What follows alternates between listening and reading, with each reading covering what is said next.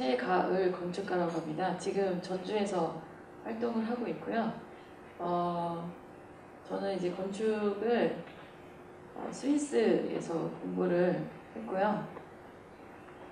스위스에서 공부하게 된 계기는 제가 서울에서 잠깐 있는 동안에 그 프랑스에서 한 10년 정도 계시다가 오신 분이 저 실장으로 오셨는데, 제가 그분이 본인이 이제 소지하고 있던 책들을 한껏 몽땅 사무실로 들고 오셨었어요. 제가 이제 일을 그때 신입 한 2년차 때, 2년차, 3년차 때 그분을 이제 실장으로 모시게 됐는데, 그 책들을 한 2달 정도 걸려서 배로 해서 도착을 해서 사무실에 한꺼번에 왔는데, 원래 이제 건축사 사무소에서 책을 많이 봐요. 국내 잡지, 뭐 해외 잡지 등 어느 사무실이든지 다들 책이 많은데, 제가 일했던 그 근무했던 사무실도 뭐 대우건설의 대우 디오빌, 그때 한창 오피스텔 뭐 디자인 설계하고 이제 그러던 사무실이었기 때문에 거기도 책이 꽤 많았음에도 불구하고 그 실장님이 들고 오셨던 책들을 제가 궁금해서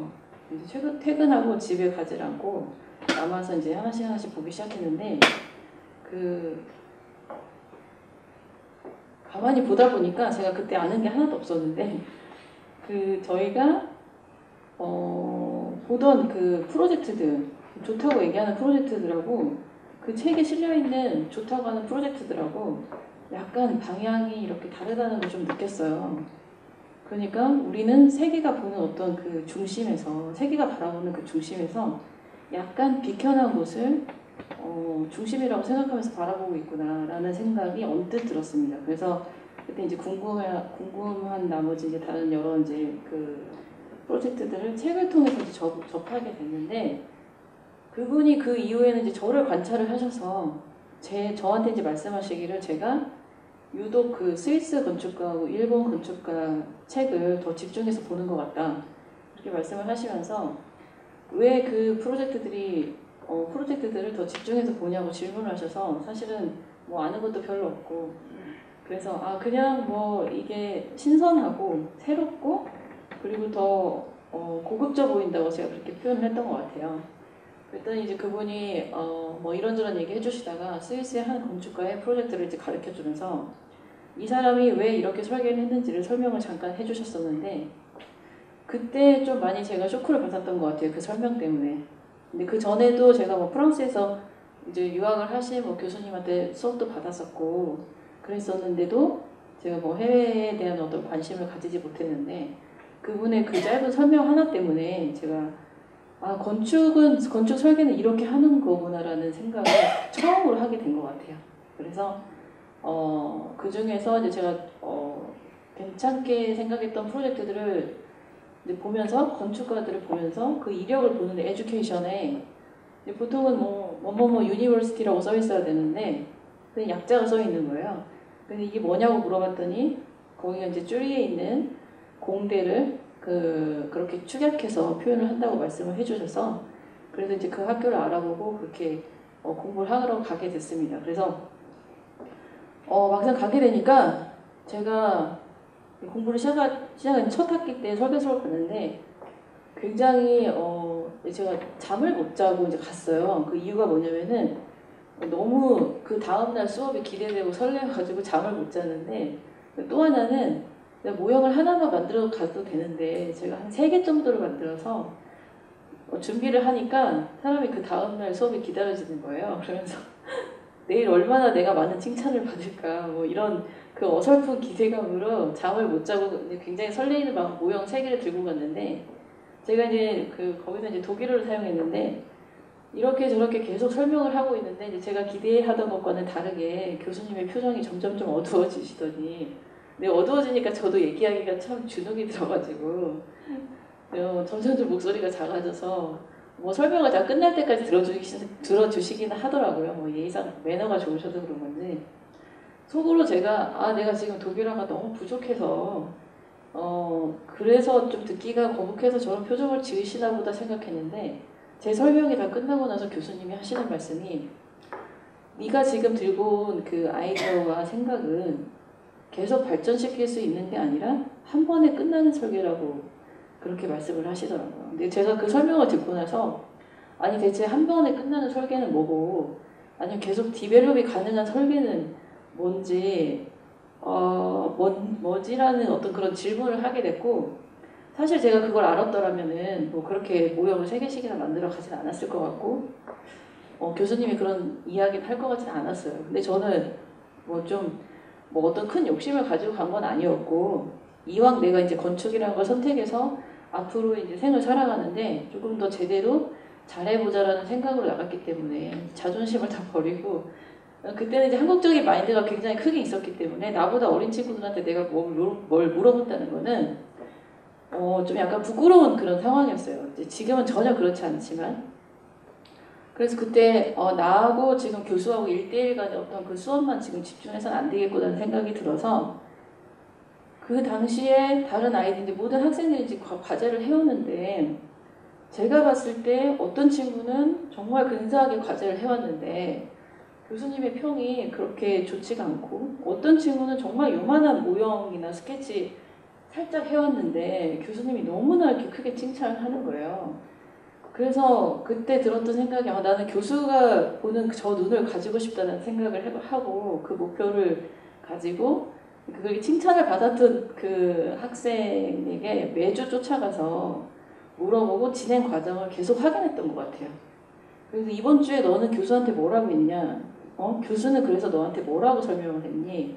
그리고 그 다음 주에도 또 확인하고 그 친구가 어떻게 모형을 만들어 왔는지 어떻게 평면들을 이제 그려가는지를 이제 한 학기 동안 계속 그 친구를 이제 계속 이제 좋은 평가를 받았던 친구들을 관찰을 했던 것 같아요. 그리고 이제 한 학기가 끝났는데 끝났을 때쯤에서는 제가 성적이 중간에서 조금 더 괜찮은 성적을 받아서 마무리를 했던 것 같아요. 근데 이제 그때 그렇게 다른 좋은 프로젝트들을 지켜보면서 약간의 감은 있었지만은 저 스스로가 이렇게 명확하게 뭔가 누군가한테 명확하게 단정지어서 설명하기에는 좀 어려운 그런 부분이 있었고 또 그 다음 학기도 또 같이 반복을 해서 진행을 했었고 그리고 두 번째 학기 때는 여기 마지막 그 기말평가 때 외부에서 어떤 그 평가해줄 건축가들이 초대가 되고 그리고 학생들이 발표를 하는데 그 발표 순서가 거의 이제 학점을 다 알 수 있는 순서거든요. 저희 나라랑 좀 다르게 가장 크리티컬할 게 많은 친구를 앞에다가 발표를 시키고 앞 순서에 그리고 가장 프로젝트에 좋은 친구를 가장 마지막 발표 순서로 넣어서 마지막에 박수치고 뭐 이렇게 파티하고 끝내는데 제가 두 번째 학기 때는 가장 마지막에 발표를 해서 이제 스스로 굉장히 감동하면서 노력하면 되는구나 그걸 느끼면서 그렇게 공부를 하고 감사했던 거는 한국에서는 어떤 프로젝트 하나 시작을 할 때 굉장히 뭐 준비가 거창해요. 거창하게 시작하고 뭐 비용도 굉장히 많이 들고 여기저기 팀원들 다 불러서 무슨 편집팀, 뭐 디자이너들 뭐 굉장한데 거기 가니까 굉장히 작게 아주 쉽게 아주 간단한 아이디어를 가지고 진행을 해 나가는 걸 알 수가 있었고 한국에 있었을 때는 이제 최종 결과물들만 그 책을 통해서 보기 때문에 매체를 통해서 보다 보니까 쟤네들은 천재인가 보다 타고난 천재인가 보다라는 생각이 있었는데 막상 거기 가서 이제 제가 얻어온 거는 타고난 천재가 아니라 그만큼 그 친구들이 그렇게 많은 시간을 들여서 노력을 한 결과라고 그 결과라는 걸 알게 됐고 그리고 중간 과정이 굉장히 중요하다는 걸 알게 됐어요. 한국에서 했던 나름의 그 디벨롭이라는 그 과정들이 디벨롭이 아니라는 걸 알게 됐고 단순한 수정에 불과했다는 것 거기에서 어떤 그 아이디어를 가지고 생각을 건물로 표현하고 만들어내기 위한 그런 제대로 된 디벨롭이라는 거를 경험을 하게 돼서 건축이 그렇게 어려운 게 아니고 물론 잘하기 위해서는 쉽진 않겠지만 그리고 건축이 정말 재밌는 거구나라는 거를 그 학교에서 가르쳐줘서 저는 정말 이제 감사하게 생각하고 그리고 제가 여기 이제 서울이 아닌 이쪽으로 다시 고향으로 내려오게 된 이유는 그 스위스의 건축가들이 공부를 쭈리에서 마치고 다들 자기 고향으로 시골 고향으로 돌아가서 자기만의 사무실을 차리고 거기에서 자기 작업들을 하는 걸 보면서 제가 거기에서 조금 굉장히 좀 감동을 받았거든요. 그래서 어떻게 보면은 그 작은 시골에서도 작업을 하면서 그 외부에 아니 세계로 이제 그 프로젝트를 알리는 걸 보면서 굉장히 좋아 보였던 것 같아요. 제가 세계적으로 유명해지는 건 아니겠지만 그래서 나도 내가 배운 어떤 그 좋은 과정들을 다시 내 고향에 돌아와서 내 이제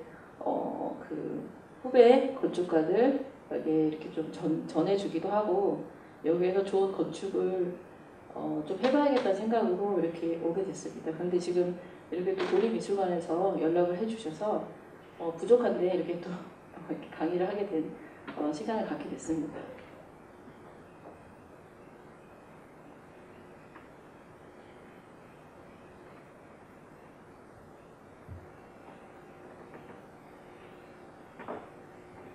간단히 이제 말씀드리면 제가 거기에서 건축 설계에 대한 재미를 굉장히 느끼게 되면서 그 한강에 서울 한강에 노들섬의 오페라하우스가 2000년대 초반에 국제공모전이 열린 적이 있었어요. 근데 여러 번 공모전이 있었고 뭐 그런 있었는데 제가 그 친구랑 둘이서 그 당시에 이제 바닥에 떨어진 버려진 다른 친구들이 만들고 버린 그 모형 재료들을 모아가지고 작업에서 제출을 했는데 그때 한 50여 개국에서 이제 제출을 했고 우리나라에서도 대형 설계 사무실 뭐 웬만한 대학 교수님들이 다 제출을 한 상태였었는데 운이 좋게도 그때 2등을 수상을 했던 그 경력이 있습니다. 그때 20대였는데 좀 운이 좋았던 것 같아요. 그래서 아직도 서울에 가끔 가서 건축가들 만나게 되면 이름이 좀 일반적이지 않아서 그런지 가끔 물어보시더라고요. 그때 혹시 노들섬 오페라하우스 그때 제출하지 않았냐고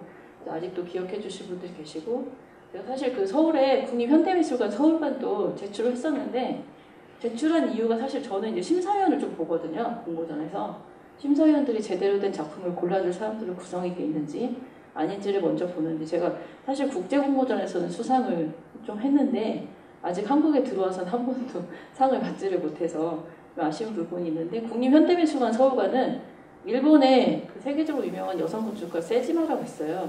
그 세지마라는 건축가가 심사위원을 하게 된다고 그래서 제가 신청을 했는데 사실 이제 거기서는 상을 못 받았는데 세지마가 그 심사하는 중간에 도중에 일어나서 일본으로 바로 돌아갔다고 그러더라고요. 그 이유가 이제 같이 심사하는 분들과 이렇게 뭔가 진행하는 그 과정이라든지 뭔가 의견에서 차이가 있어서 그냥 돌아간 것 같고 본인이 여기에 심사위원으로 참여했다는 것까지 삭제해달라고 그렇게 얘기하면서 돌아갔다는 그런 얘기를 들었습니다. 그리고 지금 여기 전주에서는 교육청 프로젝트 공간혁신 사업으로 학생들과 같이 공간 워크숍도 진행을 하면서 하고 있고요. 그리고 이제 30대 좀 젊을 때 운이 좋아서 뭐 이제 중앙정부 쪽에서도 연락이 많이 오셔가지고 자문위원 이렇게 하고 있고 자문위원이나 심의위원, 심사위원을 하고 있는데 사실 저는 지금 전주에 있는 건축가들한테 어떻게 소문이 나 있냐면 돈이 안 되는 걸로 바쁜 사람이다 이렇게 소문이 나 있습니다. 근데 돈이 안 되는 게 사실 더 재밌어요. 네, 그래서 근데 먼저 그 미술관 건축을 이제 여기서 잠깐 설명을 해드릴 텐데요. 너무 이제 길게 설명하기보다는 이제 미술관 건축에서 이제 저희가 건축 설계를 하게 될 때 기본적으로 신경 써야 되는 그런 부분들 계획을 할 때 건축가로서 그리고 몇 가지 해외 사례 건축물로 몇 가지 보여드리고 사실 그런 좋은 건축물이 나오기 위해서는 건축가가 정말 중요하거든요. 어떤 건축가가 그 건물 설계를 담당하게 되는지에 대해서 그래서 마지막에 제가 좋아하는 건축가 그 인터뷰 영상을 보여드리는 걸로 마치도록 하겠습니다.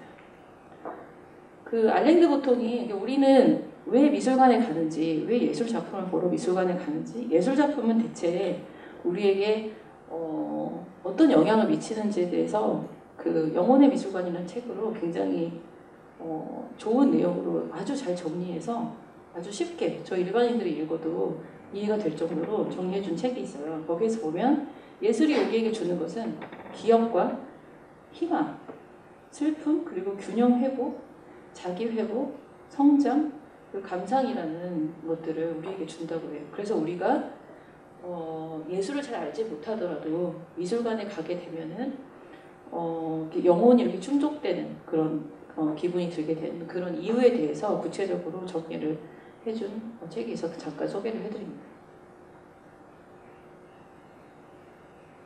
박물관과 이제 미술관 건축이 그 시대적 사회적 측면에서 굉장히 특별한 의미의 이제 건축이라고 얘기할 수가 있는데요.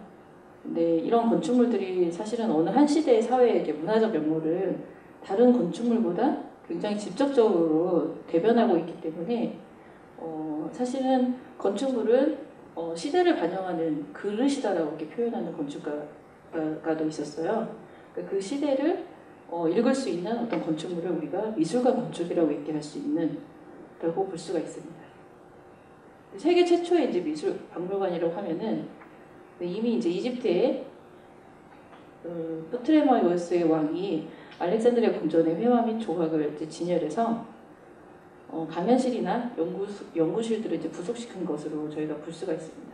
그리고 중세, 그리고 근세, 18세기 무렵에 들어서 산업혁명 영향으로 자연과학의 발명 연구 성과가 전시되고 프랑스 혁명으로 인해서 귀족 소유의 많은 진귀한 미술품이나 보물 등의 귀족품을 대중에게 이제 공개하기 시작하면서 파리의 루브르 궁전이 대중에게 개방되고 오늘날의 세계적인 박물관으로 발전해서 박물관의 이제 공공성이 정해진 것으로 간략히 정리를 해볼 수가 있겠습니다. 전시 자료의 종류에 따라서 박물관의 이제 분류가 나눠지는데 사실 이 텍스트가 지금 여기 흐려가지고 잘 보이지 않는데요. 인문과학계 박물관과 자연과학계 박물관으로 크게 나눌 수가 있어요. 인문과학계 박물관은 이제 미술계 박물관, 역사계 박물관으로 볼 수가 있고, 또 이제 우리 그 미술관들은 인문과학계 박물관에 속한 것으로 볼 수가 있겠습니다. 그 전시를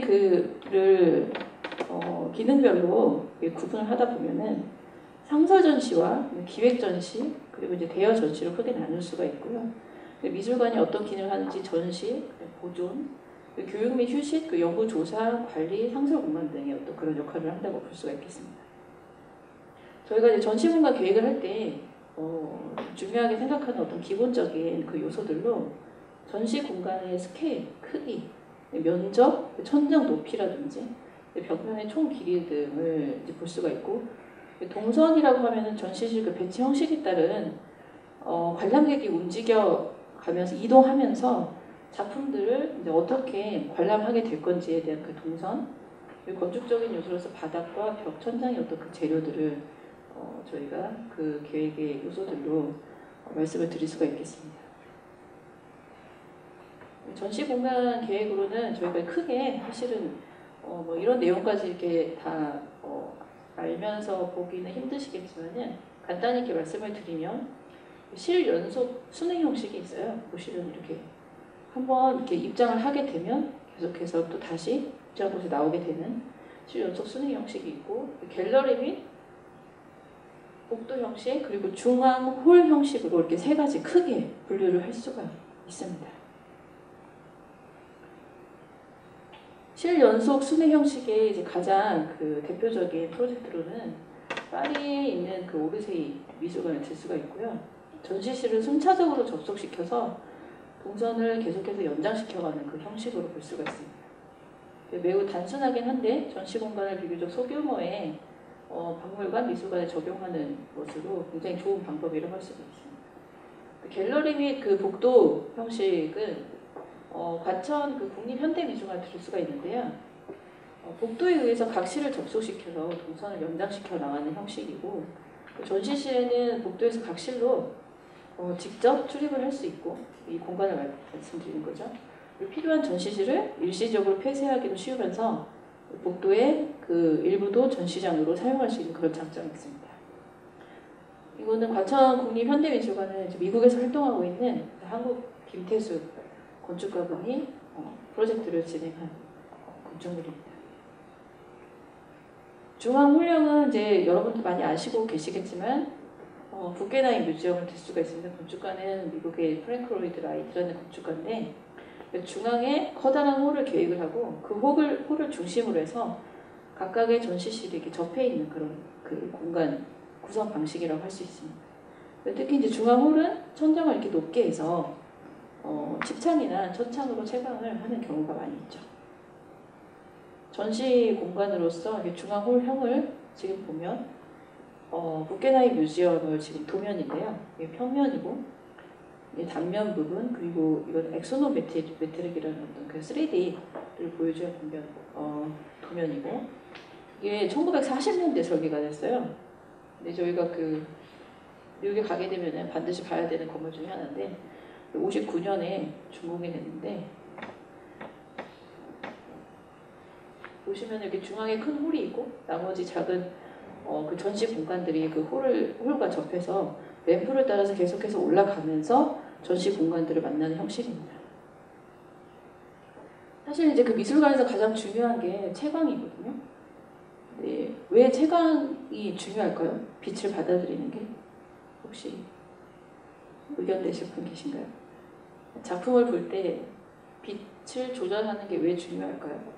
전시 공간에서 그 미술 작품에 들어가 있는 그 색감이라든지 그런 것들이 강한 빛에 의해서 들어오게 될 때 그 색이 제대로 보여지지 않고 흐트러질 수가 있기 때문에 직접 채광이 아니라 간접 채광을 사용하는 것을 사실은 기본 그 원칙으로 하고 있습니다. 그래서 북쪽에서 빛을 천장에서 북쪽에서 들어오는 창을 간접적으로 벽에 부딪혀서 반사돼서 들어오도록 그렇게 끌어들이는 방식을 저희가 설계에 도입하고 있죠. 근데 아쉽게도 지금 저희 그 전라북도에 제가 알기로는 자연 채광을 이렇게 북쪽에서 끌어들여서 간접적으로 전시 공간으로 끌어들이는 그 미술관이 없는 것으로 알고 있어요. 개인 갤러리들도 그렇고 그리고 여기 그 공공 미술관들도 마찬가지예요. 그래서 앞으로 어디에 그 다음에 그 미술관이 공공 미술관이 그 설립이 될지 모르겠는데 그런 좀 설계 기법이 반영이 되면 좋겠다는 생각이 듭니다. 지금은 거의 다 이런 그 인공 조명으로 작품을 이렇게 작품의 조명을 해서 볼 수 있도록 그렇게 해놓은 시스템인데 천정고들은 공공미술관은 잘 맞춰져 있는 것 같아요. 최소 저희가 높이를 5m 이상으로 보고 있거든요. 설계를 할 때. 그런 부분들은 굉장히 잘 지켜지고 있지만 채광에 관한 부분은 좀 아쉬운 부분이 있는 것 같습니다. 채광도 사실 굉장히 많은 다양한 방법들이 있어요. 여기서 보면은 벽면의 상부 끝에 유리창을 두어서 저희가 측광 형식이라고 하는데 측광을 그 실내부로 들어오는 그 방식이 있고 그 다음에 그 천정에서 바로 이렇게 빛을 간접적으로 들어오는 방식이 있어요. 여러 가지 것들이 있는데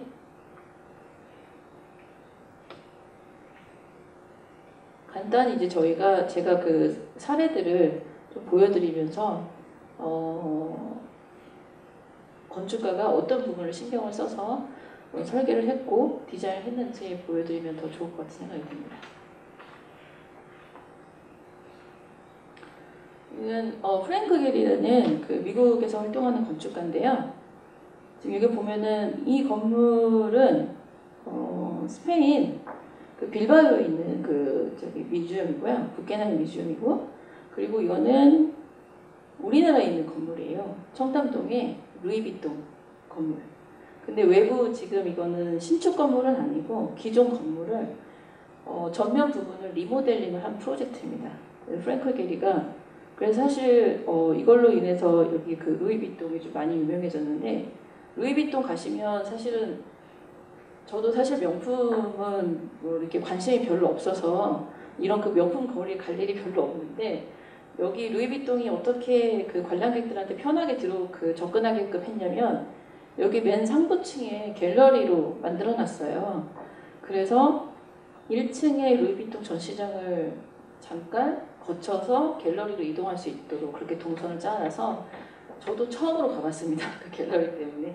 그리고 이 건축가가 리모델링 했다는 것 때문에 뭐 건축 답사도 갈 겸 가봤었는데 그때 여기 그 조각 작품이 전시가 돼 있었고요. 보면은 저녁에 이 그 프랭크 게리가 이 디자인을 우리 그 한국의 전통 의복이 이렇게 나풀거리는 그 형태를 건축물에 담고자 이렇게 디자인을 했다고 합니다. 프랭크 게리는 사실은 좀 건축가들마다 설계하는 방식이 굉장히 다양하고 어떻게 하는 그 설계 방식이 정답이라고 얘기하기는 얘기할 수는 없어요, 사실은. 그래서 각자의 설계 방식을 저희가 존중을 하고 그 사람의 설계한 건축가의 어떤 아이덴티티가 담겨져 있을 때 저희가 건축물을 같이 평가하는데요.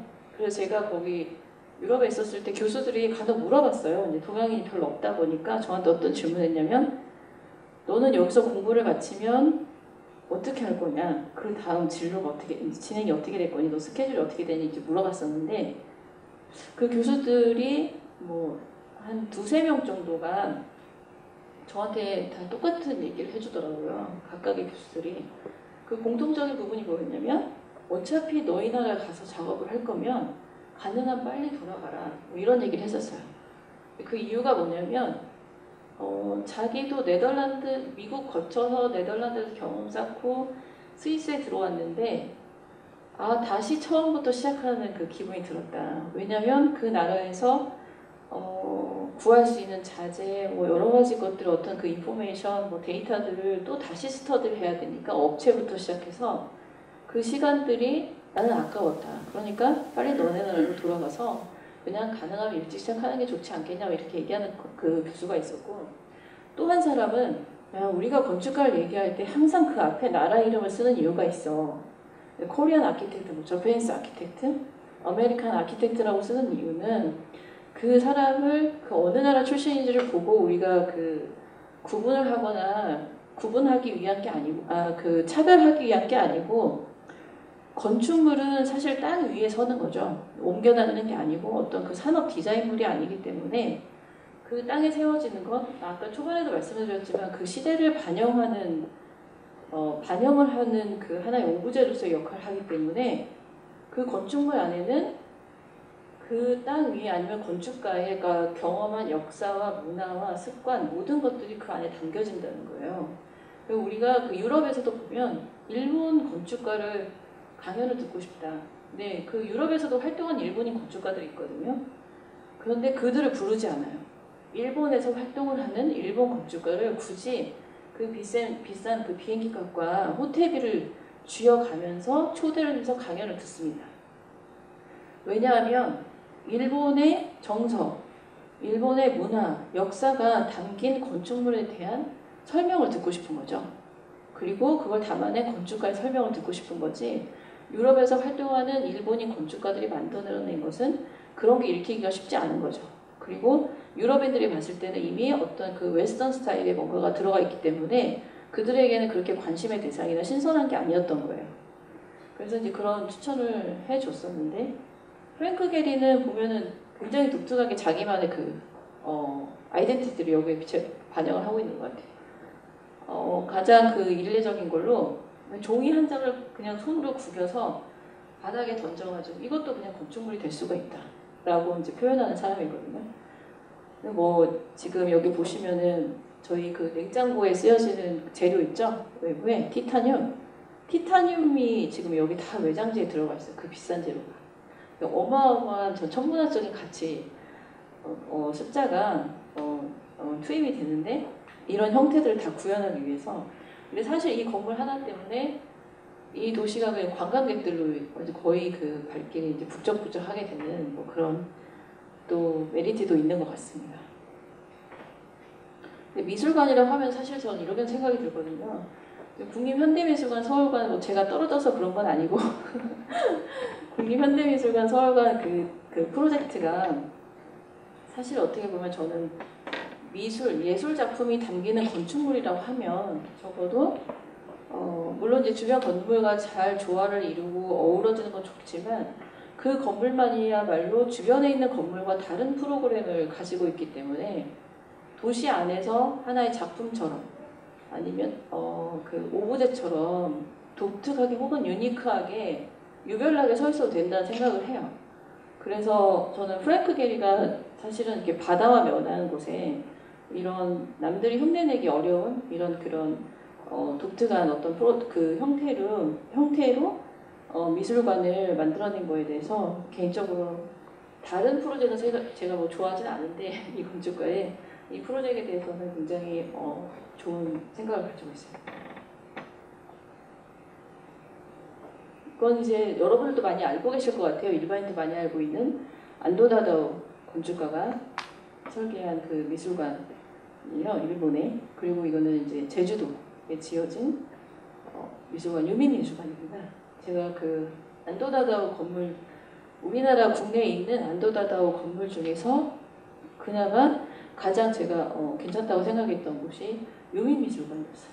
사람을 처음 그 매표소로 진입을 하면서 매표소에서 그 다음에 전시가 되어 있는 전시 공간까지 끌고 가는데 그 동선에서 제주도의 자연 환경을 그대로 읽게 하고요. 그리고 매표를 한 이후에 전시를 보러 가는 그 길 사이에서 이미 전시 공간에 대한 기대를 관람객이 자기도 모르게 하게 된다는 거죠. 은연중에. 그렇게 해서 끌고 들어와서 내부에서 프로젝트를 만나는 또 동선을 미로처럼 이렇게 한 바퀴 돌려요. 돌리는데 점점점 아래로 내려가게 합니다. 지면에서 사람 관람객을.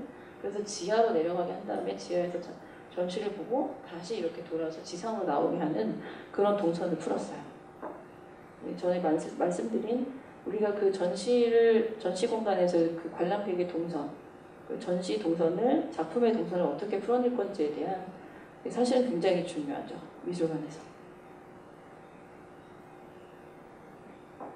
사실 여기도 좀 안타까운 거는 주차하고 바로 건축물로 여기 그 미술관으로 바로 바로 직면하게 해서 아주 짧은 거리에서 그대로 들어오게 하는 것, 그리고 홀에 들어와서 보여지는 그 홀에 바로 들어와서 보여지는 면이 사실은 좀 많이 답답한 면이 없지 않아 있고, 그 다음에 홀에서 다시 그 작품 공간으로 틀어져서 가게 되는 어떤 그런 동선이 그렇게 썩 매력적이거나 뭐 그렇진 않은 것 같아서 좀 아쉬운 부분이 좀 있어요. 주변 공간은 이제 경관은 굉장히 좋은 편에 속하긴 한데요. 이거는 이제 그 네덜란드의 알도판 아익이라는 그 건축가가 설계한 조각 전시 공간. 1918년생이고 99년에 사망을 했는데, 이분도 네덜란드에 있는데 제가 공부했던 쭈리히 공대에서 건축을 공부를 하고 다시 본인의 나라로 돌아가서 작품 활동을 했어요.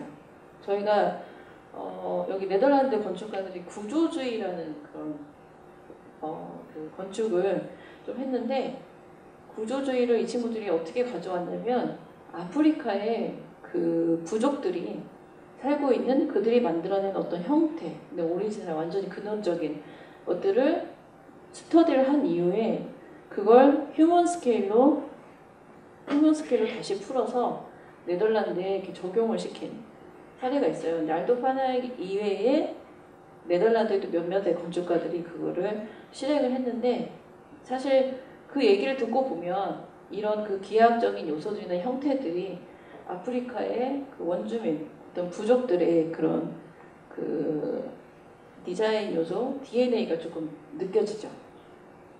매우 단순한 기하학으로 다시 이들이 이렇게 손으로 재정리한 다음에 이거를 건축적으로 옮겼습니다. 벽체는 이렇게 벽돌로 쌓아 올라갔고 매우 심플해요, 사실은.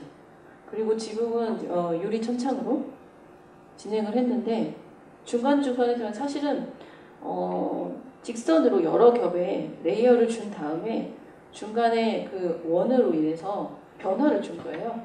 그 끼어 들어간 원으로 인해서 굉장히 다양한 공간들, 다양한 사이즈의 공간들이 형성이 되면서 보시면 내부의 수시도와 이런 만드는 천정의 빛이, 이것은 직광으로 떨어지죠. 조각 작품은 사실은 채광을 간접 채광으로 반드시 해야 된다는 게 예외적인 공간이에요. 조각 작품을 전시하는 것은 여기에서는 어떤 색감을 보는 그런 부분이 아니기 때문에, 그래서 여기에서는 그냥 직사광선을 그대로 천창을 통해서 이렇게 떨어뜨렸습니다.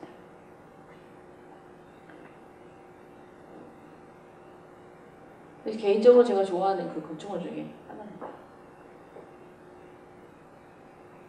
이거는 뉴욕에 있는 모마 뮤지엄이 있거든요. 저 사실 아직 미국을 못 가봐가지고 좀 부끄러운 얘기인데 한번 가야 되는 저희 지금 버킷리스트 중에 하나예요. 뉴욕에 좀 가서 2, 3개월 한번 머물면서 그 많은 문화생활을 한번 누려보고 싶은 게 저희 버킷리스트 중에 하나인데 뉴욕에 가면 제가 가장 먼저 가고 싶은 건축물이 사실 여기거든요. 아까 보여드린 구겐하임 원형 달팽이 모양으로 된 그 미술관도 좋긴 한데 사실 여기를 가장 먼저 가보고 싶다는 생각을 합니다. 여기는 그 미술관이 가지고 있는 기능 중에서 휴게 공간을 굉장히 잘 풀어낸 공간입니다. 미술관. 이 뉴욕의 굉장히 밀도 높은 복잡한 도시에서 미술관이라는 공공 건축물이 여기 뉴욕 시민들에게 굉장히 편하고 자연스러운 그런 휴게 공간을 이렇게 담아냈죠. 재미있는 것은 또 일본 건축가가 그걸 풀어냈다는 게 더 놀라운 것 같습니다. 아직도 살아있어요. 요시오 타니구치라는 건축가가 풀어냈는데 신축한 건 아니고요. 증축을 했어요. 원래 그 건물이 있는 곳에서 건축물을 더 덧댔습니다. 그래서 보시면 1932년, 39년 계속해서 순차적으로 이렇게 조금씩 만들어 나가기 시작했어요. 보시면 여기 내부 중점 공간에서 보여진 미술관입니다. 굉장한 것 같아요. 여기 조경도 사실은 조경 설계도 사실 굉장히 중요한데 아직까지 저는 이제 조경 설계를 같이 하는 친구를 여기 전라도에서 찾지를 못해가지고 서울에 있는 젊은 조경가와 같이 진행을 하고 있는데요. 조경 설계 사실 또 공공건축을 보면은 비용이 모자라다 보니까 건축물을 유지하기 위해서 조경 다 해놓고 나중에 이제 비용을 잘라낼 때는 나무부터 다 뽑아버리는 어떤 그런 아쉬운 상황들이 또 있어요. 이렇게 물공간도 아쉬운 점인데 한국에서 와서 보니까 행정에 계신 분들이 관리가 하기가 힘들고 비용이 너무 많이 들어서 그런 얘기 하시는데 건축물을 많이 짓기보다는 적더라도 이렇게 제대로 지어서 시민들에게 제공을 하는 게 더 좋을 것 같은 생각인데 아직 좀 바뀌기가 쉽지 않은 것 같습니다. 이거는 제가 이제 아까 말씀드린 제가 이 두 건축가 중에 세지마라는 여자 건축가 때문에 국립현대미술관 서울관을 제가 공모전에 참여를 했었는데 지금 나이가 거의 70에 가까운 걸로 알고 있어요. 60대 건축가인데 그런데도 이렇게 굉장히 재미난 형태의 디자인을 했습니다. 2004년, 벌써 한 16년 전에 가나세와 21세기 뮤지엄을 이렇게 디자인을 했어요. 큰 원반에 그리고 사각형의 복수들을 이렇게 넣었는데 사각형의 복수들이 작품이 전시되는 공간들이에요. 그런데 이 사각형의 박스들이 어디서 왔냐? 주변에 있는 다른 건축물들의 크기를 그대로 여기에 옮겨 넣은 거예요. 사이즈들을. 그런 아이디어로 접근을 했습니다. 그래서 여기서는 오히려 미술관이라는 어떤 공공 건축물이 들어오긴 하지만 주변이 굉장히 복잡한 어떤 대도시의 느낌이 아니기 때문에 그 안에서 잘 어우러지면서 작품이 담기는 공공 건축물로서의 역할을 제대로 하기 위해서 그렇게 건축가가 생각을 담아서 진행을 했습니다. 원반에서의 벽면은 전부 다 투명한 유리로 진행을 했고요. 공공 건축물이다 보니까 투명한 유리를 사용하는 이 건축가들의 의도는 누구나 편하게 굉장히 쉽게 접근할 수 있어야 된다는 어떤 그런 개념으로 투명 유리를 사실 많이 사용하는 건축가 중에 하나입니다. 그래서 보시면은 항상 공원과 같은 건축을 하고 싶다고 말한다. 공원엔 나이가 다른 여러 사람이 여러 목적을 가지고 공존한다. 홀로 휴식해도 시끌시끌 놀아도 되는 공간이다. 각자 자신의 공간을 만들지만 공간은 서로 개방되고 연결돼 있다. 무의식 속에라도 그들은 사회를 만들었다는 것을 느낀다. 그런 건축을 할 수 있지 않을까? 거기 열린 건축, 거리와 관계하는 건축, 들어가기 쉽고 나오기 쉬운 건축, 그런 철학에서 출발했다. 지금 세지마가 이 미술관을 설계한 의도를 간단히 설명한 내용을 제가 여기 옮겨놨습니다. 여기 보시면은 여기 그 붉은색에 해당하는 부분들이 공용 공간이에요. 그리고 이제 원에 해당 그리고 이제 화이트에 해당하는 부분들이 티켓을 끊고 들어가서 경험할 수 있는 공간들이라고 보실 수가 있습니다. 보시면은 이 원형에 이 안에 들어있는 네모 박스들이 주변에 있는 그 건물에서 그대로 차용을 해서 들어왔고 그거를 원으로 집합체로 만들어서 그렇게 사실은 굉장히 심플하고 어떻게 보면 1차원적인 생각인데요. 오히려 독특하고 차별화된 건축물을 만들었다고 볼 수가 있죠. 그래서 그 안에 들어있는 박스들은 원형으로 된 것도 있고 이렇게 박스형 하지만 이게 굉장히 다양한 형태를 엮어놨어요. 두 개의 박스가 연결된 듯한 느낌으로 또 이렇게 원과 만나는 부분에서는 원에 의해서 그 집합체들이 제대로 이렇게 모였다는 느낌을 주기 위해서 이렇게 잘린 듯한 이런 형태까지 같이 구사를 했습니다. 외부에서 본 모습이에요. 보시면 유리면도 굉장히 깔끔하죠.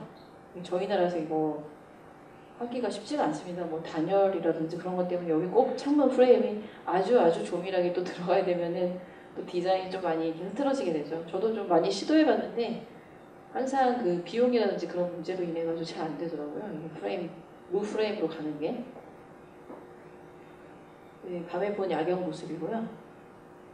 그 재미있는 것은 건축가가 주민들이 이곳에서 저곳으로 자신의 볼일을 도시에서 본 다음에 본인의 집으로 돌아올 때 이 미술관을 자연스럽게 거쳐서 본인의 집으로 간다라는 어떤 그런 개념이 들어가 있어요. 그래서 출구가 한 군데가 아니라 이렇게 세 군데로 낸 그런 또 계획도 있습니다. 생각이 들어있어요.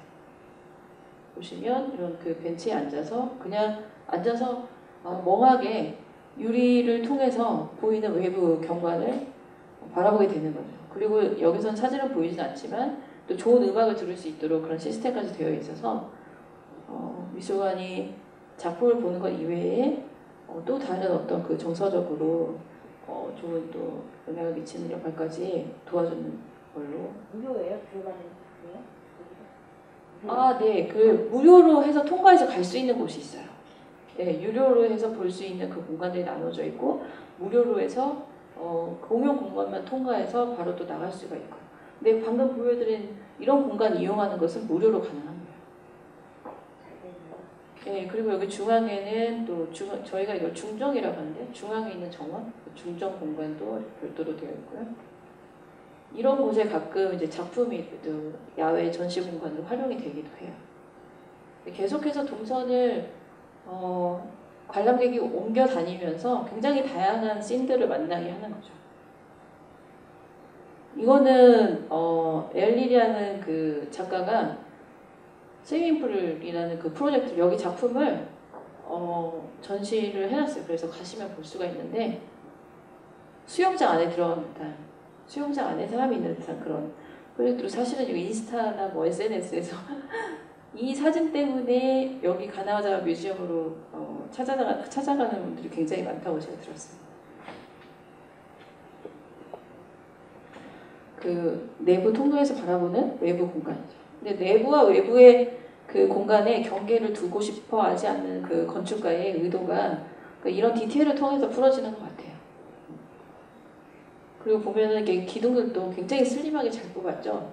저희 나라 그 구조 설계 바뀌면 이렇게 나오기가 쉽지가 않은 거예요. 굉장히 큰 덩어리 기둥이 내려와야 되는데 그런 부분들이 좀 차이가 있는 것 같습니다. 이 건축가는 제가 굉장히 좋아하는 스위스 출신의 페터 준터라는 건축가인데요. 이제 43년생인데 아직도 굉장히 왕성한 활동을 하고 있어요. 그리고 작년에 한국에 한번 방문을 했었고 그때 강연 뭐 이렇게 신청이 있었는데 아마 거의 그냥 일시를 몇 분 안에 다 매진이 된 걸로 또 건축 학도들이라든지 건축가들한테 인기가 너무 많아서 강연 전에 이제 소식만 들었는데 유럽에 있었을 때 이제 그 제가 공부했던 학교로 학생 작품 평가하기 위해서 가끔 오기도 했고 특강도 한 2번 정도 하러 왔었어요. 근데 건축에서 노벨상에 해당하는 상이 있는데 사실 노벨상 중에는 건축상이 없어요. 그래서 그 호텔 하얏트 주주들이 전 세계에 건축물들을 이렇게 짓고 다니다 보니까 많은 건축가들을 만나게 되고 그러니까 그들이 건축가들을 만나다 보니까 아니 이렇게 대단한 일을 하고 있는 건축가들이 왜 그 노벨상의 목록에 없냐 건축가 상이 그래서 그분들이 상을 만들었어요. 본인들의 성을 따서 1979년부터 전 세계에 단 한 명에게 1년에 한 명에게 주는 프리츠커 상을 만들었어요. 그래서 페터 줌터도 프리츠커상 수상자로 들어가 있습니다. 스위스 출신 중에는 지금 3명이 프리츠커상 수상이 되어 있고 일본은 너무 많아가지고 제가 모르겠어요. 한 7, 8명 정도 되는 것 같고요. 중국 건축가는 한 명은 2명 정도 있는 2명인데 한 명은 미국에서 활동을 했던 건축가고 한 명은 지금 현재 중국에서 대도시가 아닌 지역에서 활동한 건축가가 상을 받은 적이 있습니다. 한국은 아직 한 명도 없어요. 이제 그게 항상 그 매번 프리츠커상 수상자가 거론이 될 때마다 많이 얘기가 나오고 있는 부분인데요. 페터 줌터도 프리츠커상을 받았는데 2009년에 상을 받고 나서도 굉장히 사실 덤덤해했어요. 페터 줌터가 뭐라고 했냐면 내가 이 상을 받은 것은 굉장히 의미가 있다. 그 의미가 있는 건 이유를 뭐라고 얘기했냐면 그 전까지는 대형 설계 사무실을 운영을 하면서 굉장히 큰 규모의 프로젝트를 진행했던 세계적인 건축가들이 상을 받은 반면에 줌터가 상을 받은 거는 줌터는 본인의 그 고향 시골에서 굉장히 작은 아뜰리에 형식으로 작은 규모로 사무실 운영하고 있는데 그런 숨어있는 건축가를 찾아서 프리츠커 상을 주었기 때문에 사실 굉장히 큰 이례적인 변화가 있었던 거죠. 그리고 중국의 두 번째 프리츠커상 수상자도 마찬가지로 중국에서 변두리에 있는 곳에서 어떻게 보면 굉장히 토속적이고 중국의 토속적인 느낌이 굉장히 잘 반영된 우리가 볼 때는 사실 어떻게 보면은 일반인들이 보실 때는 촌스러워 볼 수도 있어요. 그런데 그 지역에서 나오는 재료라든지 자연 재료라든지 그런 것들을 반영을 하고 그 중국인이 아니면 할 수 없는 그런 디자인이 그대로 들어가 있어요. 건축물에. 그리고 이제 줌터도 사실은 보면 전 세계 모든 건축가들이 존경하는 건축가 중에 한 사람인데 이 사람도. 근데 원래 우리나라처럼 인문계 고등학교를 나와서 대학을 진입을 해서 건축을 공부한 사람은 아니에요. 스위스에서. 이 사람 스위스는 이제 그 학교 제도가 초등학교를 졸업하면서 대학을 갈 건지 대학을 가지 않을 건지가 이제 결정이 돼요. 그래서 초등학교 졸업하면서 직업 학교로 가든지 아니면 인문계 학교로 가게 되는데 줌터는 직업 학교로 갔어요. 어떤 직업 학교로 갔냐면 목재로 가구를 만드는 그런 어떻게 보면 공고죠. 공업 중고등학교를 진입을 했는데 거기서 공부를 마치고 건축은 뉴욕에 있는 프렛 인스티튜트에서 공부를 하고 그리고 다시 돌아와서 본인의 고향에서 이렇게 작업을 하고 있습니다. 그리고 사투리가 얼마나 심하냐면 시골이어가지고 우리나라 치면은 어디 저기 정말 시골에 어디 그 전라도 아니면은 그런 충청도 어디 섬 어디 거기에서 계시는 어르신들이 말씀하신 그 말투인 것 같아요. 근데 스위스가 독일어를 사용하긴 하는데 굉장히 이렇게 뒤틀린 독일어를 쓰거든요. 우리 제주도 방언 같은.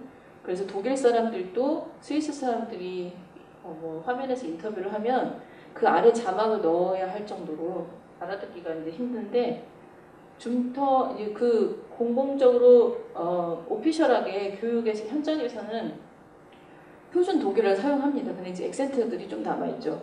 근데 줌터도 프리츠커 상을 수상을 하고 나서 독일에서 그 방송에서 연락이 와서 인터뷰를 했는데 그 사투리가 어느 정도로 심하고 어느 정도로 우스꽝스럽냐면 인터뷰하는 그 아나운서가 웃음을 참지 못할 정도로 네, 그 정도 사람이에요. 근데 이분은 굉장히 자기만의 그 지역적인 어떤 그 사투리 그 다음에 자기 고향의 사투리를 가지고 있는 거를 그거를 부끄러워하는 그런 게 아니고 근데 그거 자체가 나를 표현한다고 생각을 하시는 것 같아요.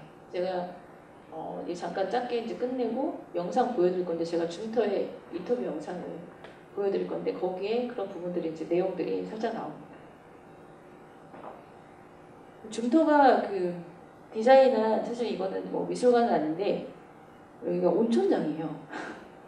너무 근사하죠. 제가 그 일을 하고 있을 때 유학을 가기 전에 배낭여행을 잠깐 갔었는데 그때 건축물 답사하는데 제가 여기를 보고 그런 생각이 들었어요. 아, 건축물의 고급스러움이란 건 이런 걸 말하는구나. 제가 태어나서 처음으로 이 건물을 보고 그렇게 느꼈던 것 같습니다. 제가 거기 공부하고 있을 때 사실 삼성의 이건희 회장과 홍라희 여사가 갑자기 그 스위스로 휴가를 오신다고 하셔가지고 갑자기 쭈리히와 그다음에 스위스와 오스트리아와 독일에 있는 모든 삼성전자의 부장님들이 난리가 나신 거예요. 그 두 사람이 갑자기 뜨기로 하셨어. 뭐 그래가지고 그 자료를 준비하는데 여행 관광 자료를 그 몇 박 며칠 동안의 스케줄들을 정말 그 3사가 다 모여가지고 거의 따로 합사 형식으로 공간을 만들어가지고 저도 이제 알바생으로 들어가서 잠깐 작업을 했는데 뭐 알바비는 많이 주시더라고요. 근데 한 일주일 일했는데 제가 두 달 생활비를 주신 것 같아요. 일주일 작업했는데 그때 뭐 어느 호텔에서 머물게 할 거냐, 뭐 관광지에서 어떤 건물을 보게 할 거냐 이런 게 있었는데 사실 저는 이 온천장을 추천해드렸었거든요. 근데 이분들한테 근데 제가 좀 어리고 뭐 그래서 그런지 좀 리젝을 당하긴 했는데 아마 이걸 봤으면 좀 좋아하지 않았을까 하는 생각이 들었는데 좀 아쉽게도 그냥 일반적인 그런 그냥 스위스인들이 그렇게 방문하는 그 일반적인 그런 그 온천장에 가게는 좀 아쉬운 부분이 있어요. 여기 가면은 사실 그 좋은 게 뭐냐면 그 저녁에 그 사일런트 시간이 있어요. 아무 말도 하면 안 되는 그 시간이 있다고 해요. 그래서 그 도시에서 스트레스를 받은 사람들이 이곳에 오면 힐링을 제대로 할 수 있도록 저녁 몇 시 이후에는 아무도 말을 하지 않는 무음으로 지낼 수 있도록 그렇게 하는 그 힐링 타임이 있고 제가 여기서 보고 사실은 처음에 건축가로서 충격을 느꼈던 거는 물이 있는 공간과 물이 없는 공간에 경계가 없는 거예요. 보시면 지금 이게 여기 계단에서 내려가서 지금 온천장 안으로 들어가는 곳이거든요. 근데 경계가 없이 굉장히 자연스럽게 어느 동굴에 물이 담긴 동굴 속에서 내가 들어가서 온천을 하는 듯한 그런 느낌으로 잘 표현해냈다는 거죠. 그리고 이렇게 그 큰 창을 두어서 외부의 자연 경관이 정말 액자의 하나의 프레임 안에 들어와 있는 그림처럼 이렇게 담아내는 거 하며 그리고 여기 지금 쓰여진 그 재료가 이 지역에서 생산되는 그 자연 석재라고 해요. 그걸 그대로 얇게 켜서 잘 쌓아가지고 반영을 했고 그리고 위에서 내려오는 아주 작은 틈으로 이어져서 내려오는 그런 빛들도 사실은 그 슬래브에서 구멍을 본인이 의도적으로 뚫어가지고 빛을 떨어뜨리는 게 아니라 슬래브와 슬래브를 전부 다 맞춰서 만나게 하지 않았어요.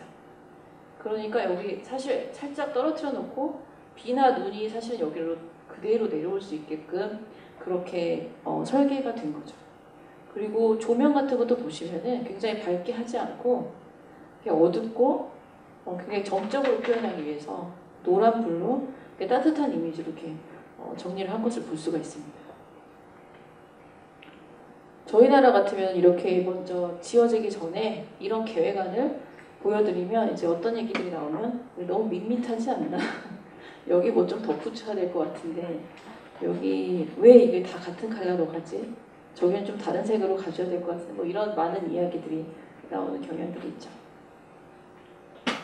이거는 이제 줌터가 설계한 그 오스트리아와 스위스의 경계에 있는 브레겐츠라는 도시가 있어요. 나중에 이제 유럽에 가게 되시면은 여름에 브레겐츠에서 축제가 열릴 때가 있는데 여기에서 가시면 바다 위에 무대를 올려놓고 거기서 오페라 공연을 하는 그런 축제 기간이 있어요.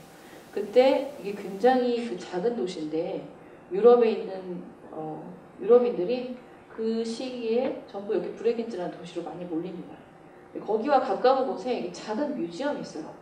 제가 좋아하는 그 뮤지엄 중에 하나인데요. 줌터가 설계한 이게 자연광을 받아들이는 게 굉장히 독특하게 받아들여요. 보통은 북측 천창에 창을 내서 사실 이렇게 삼각형 형태로 유리 천창을 두어서 이렇게 간접적으로 떨어뜨리게 하는데 벽면 전체를 사실은 이렇게 유리로 하는 게 쉽지가 않거든요. 왜냐하면 저기 햇빛이 그냥 그대로 들어올 텐데 그 벽면 전체의 그 유리창을 간접광으로 이렇게 들여온다는 생각을 일반인들은 할 수가 없는데 이렇게 그대로 들여옵니다. 그래서 직접적으로 광이 들어오지 않도록 처리를 했고요. 그리고 바닥을 이렇게 반사하는 재료를 썼어요. 그 이유가 뭐냐면 이 건축물의 공간이 크지가 않고 작기 때문에 반사 재료를 쓰니까 여기 재료들이 반사가 되면서 확장이 돼서 공간이 더 커 보이는 효과를 준다는 거죠. 그래서 건축가가 의도적으로 약간의 그 광택이 나는 바닥 재료를 사용한 이유가 있습니다. 이 건축가의 스케치인데요. 지금 이게 검정색에 해당하는 부분이 벽이에요. 이건 지금 건물의 평면이고 세 개의 벽면이 건축물을 잡아주는 전체 구조적인 역할을 합니다. 보통은 여기에 기둥을 하나, 둘, 셋, 넷 그리고 사이에 하나씩 더 박아 이렇게 세워줘야 될 것 같은 그런 느낌이 있는데 사실은 건축물 하나를 지탱하기 위해서 필요한 요소가 이 세 가지면 되거든요. 근데 또 두 가지만 넣어도 사실 안 돼요. 왜냐면 여기와 여기 두 개만 서 있을 때 힘이 이쪽으로 밀어주면은 여기가 또 처지는 경향이 있어요. 위에서 이 부분을 눌렀을 때 이 슬래브가 처지는 경향이 있기 때문에 적어도 최소한의 세 개의 건축적인 요소가 잡아줘야만이 건축물이 설 수 있는 그런 기본적인 원리를 이용해서 그대로 적용을 해서 미술관을 만들었습니다. 그래서 이 세 개의 벽과 유리 그 외부 입면이 만나는 곳에 코어라는 걸 두었어요. 코어가 이제 저희가 얘기하는 건축물에서 계단, 엘리베이터, 화장실, 홀 그 부분을 우리가 코어라고 하는데 보면은 여기 뒤쪽에 계단이라든지 여기도 계단을 뒀고요. 그리고 이제 그 화물용 엘리베이터를 이렇게 두어서 숨겨놨어요. 벽면 뒤로. 그리고 그 외에 전면에 있는 그 비워진 모든 공간을 작품의 전시 공간으로 풀어냈습니다. 그 내부에서 보시면 여기 천장도 유리 글래스로 아크릴로 이렇게 처리를 했어요. 그리고 빛은 벽면과 천장을 그대로 붙인 게 아니라 거기에 측면 쪽에 유리창을 두어서 간접적으로 이렇게 빛이 떨어지도록 유도했습니다.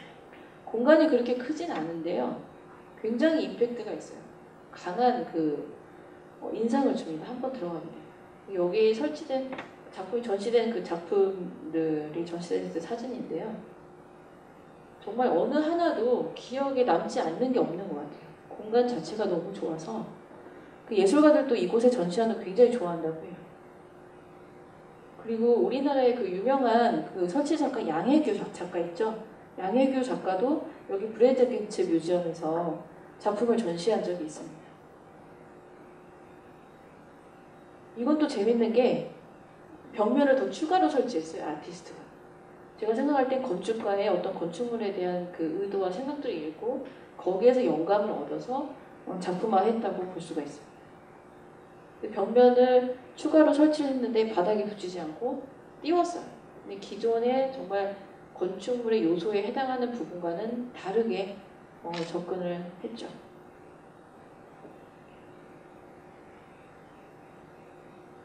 그래서 이거는 지금 벽면 디테일을 어떻게 풀었냐 하면 여기는 이제 사람들이 통행을 하면서 발레를 해야 되기 때문에 이 정도의 스페이스를 두고요. 그리고 여기 지금 유리 글래스로 이중으로 처리를 했어요. 그래서 이렇게 빛이 들어오면 아까 보신 것처럼 그 벽면의 상부 쪽에서 빛이 떨어지는데 이 부분을 통해서 빛이 이렇게 들어와서 전시 공간으로 떨어지게 설계를 했습니다. 이건 정말 이것도 너무 근사한 것 같아요. 자연 요소를 그 패턴 준터가 늘 자연과 건축과의 관계를 어떻게 그 관계할 건지에 대해서 계속 고민하는 부분들이 있는데 Dear to Me라는 그런 그 제목으로 작품을 그 커플 작가가 게르다 슈타이너라는 작가와 율그라는 작가가 함께 작업을 했던 그 프로젝트입니다. 판타스틱하게 굉장히 부럽죠. 자연 요소를. 자연 강만 그런 거 아니에요? 네? 전부 다 자연 강만 하신 거야? 이것도 원래 있는데. 여기 이제 작가는 여기 지금 그 자연 요소들 있죠. 드라이한 이것만 이제 설치를 한 거고, 건축가는 이미 그 미술관의 그 건축가는 여기 천장하고 벽을 세워놓은 거죠. 아, 근데 이걸 쓰지 않냐고요. 거기서. 아, 그게 천장에 숨어져 있어요. 아, 예, 그래서 보이지 않게 한 거죠. 그래서 지금 여기 천장 보시죠? 이 부분은 그 아크릴, 자연광만 하는 게 아니라 인위적인 것도 하는 거예요. 예, 같이 들어왔어요. 그런데 그게 자연광이처럼 보이게 하기 위해서 그 전등을 이렇게 눈으로 직접 떨어지게 한 게 아니라 아크릴 위쪽에 숨겨둔 거죠.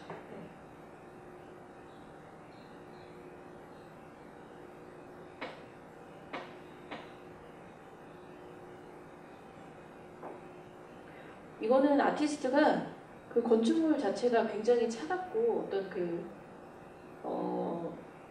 장례식장 같은 무덤 같은 그런 느낌이 들어서 시체를 이제 표현한 그 작품도 전시가 돼 있고요.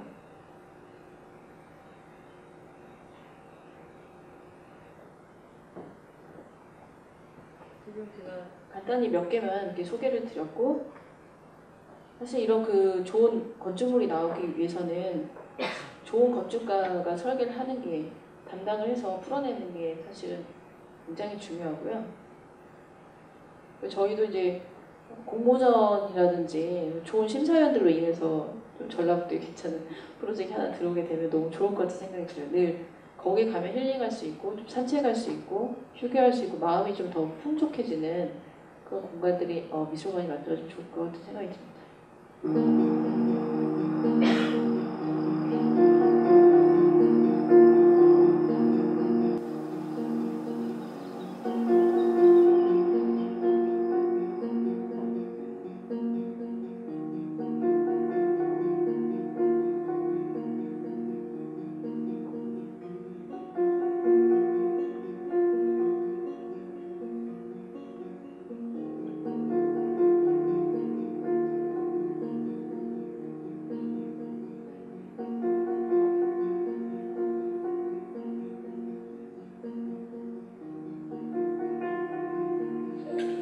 First of all, I have to say this happened to me and has nothing to do with architecture. When I came here after New York, I got to know people and I wanted to live in our own house, so I had to pose. I didn't know my wife then. I got to know her, about to get to know her. I bought this farmhouse across the street, and this was sort of like the spirit of '68 still, so we were doing this with our own hands in the early 70s, 71 or something. This house over there, and since I didn't plan this to be for any period of time. But then I found my wife. She's from here, from the Engadin Roman speaking, and the children are born and they start to speak the local dialect.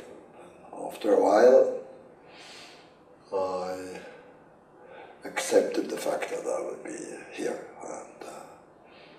and it felt good, and this feels better and better. At first 10 years I always thought when I came to Zurich from the outside world somewhere, I always had to think I'm going in the wrong direction. This is not going up to the Alps, this is not my direction. I should be going down, we say, to Basel. But I remember a beautiful day when I had some Los Angeles students coming to find a very small place in the Alpine area here nearby. And I was driving up in a late summer day, alone, to meet them. I had given them this exotic place where they would have to come and meet, and we would be working for a whole semester on the sound of the landscape. That's why, so I went there, and there were these beautiful black shadows already in the landscape, as you know, when summer passes and autumn arrives. And I was feeling sort of happy, and then all of a sudden, shit, I like all of this. So this was the moment when I realized I'm here, and my soul is now up here. And since then has feels good. But do you need silence to be creative, to think about your projects? Not in part. First of all, I have to say this kind of area you're seeing here, this is like a farm, there's an architectural farm. Maybe this office is run like maybe like an old-fashioned master class, because we work like a family all together. There are people from more than 10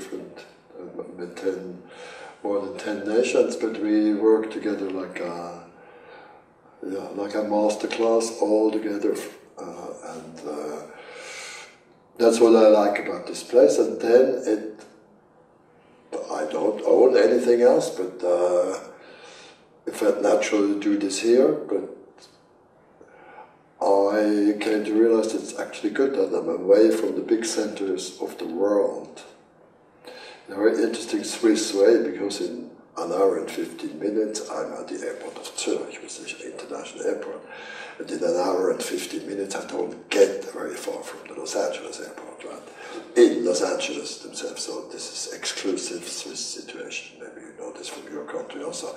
You're on the countryside, but actually in the middle of the world, okay? So this is good that it's not an urban environment. Not all the colleagues are looking over my shoulder and what is he doing, and so I cannot need any comments of colleagues. Say, oh, I will do this or something. You know, this is like, if you work like an artist, you need your own separate space, because they might be right and you are wrong, and so you don't want to know, but you want to do your own thing, okay. And later, when it's finished, it goes out, and then it's open to a reception of any kind. And then it's quiet, but I think I could also create a quiet space in the middle of a city in certain parts. I work very well in a very noisy environment of a railway station, or so, where this anonymous kind of sound of a city. It can be very creative, and then you're inside. You're like in a protective ocean of sounds or something. It could be very beautiful, lots of noises. So the different kinds of silences, or different kinds of mental silence or peace. When you are at peace, or when you can concentrate, you have to be able to concentrate. I have to be able to concentrate. I can concentrate here. I can concentrate with my people. It's nice that they are around. I can go and travel with them. And, it's also nice that you have to go out of the building. So it's like into a next one, or out and into a third one. So it's like a campus in a village. Yeah, I like that.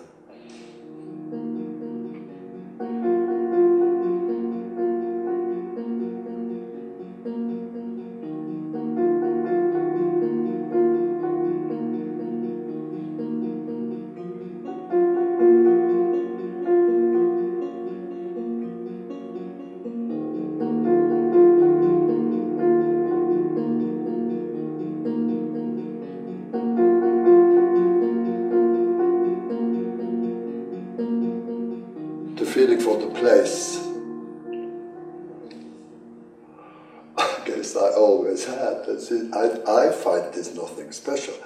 I go somewhere and I think it's probably rather easy to feel the space and see it,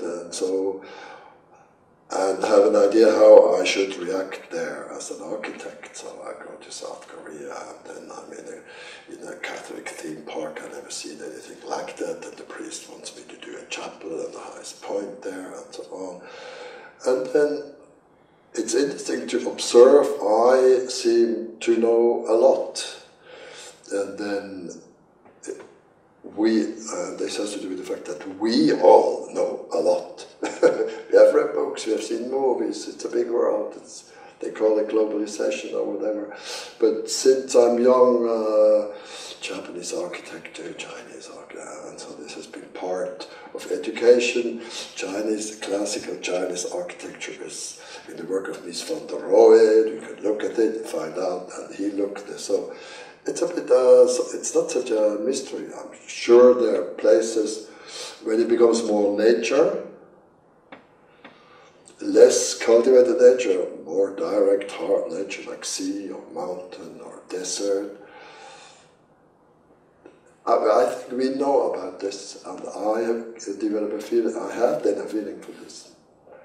More difficult to understand the people, more difficult to see what do they mean when they say this. This I know in Bavaria, this I know in Switzerland, this I know in Austria, this is my area.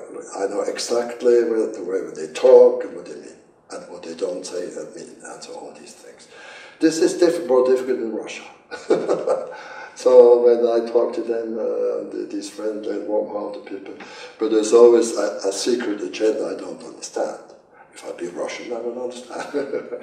That's not what you're asking, but that's what I'm saying. This is more difficult to understand, really. Place is not, for me, not so difficult.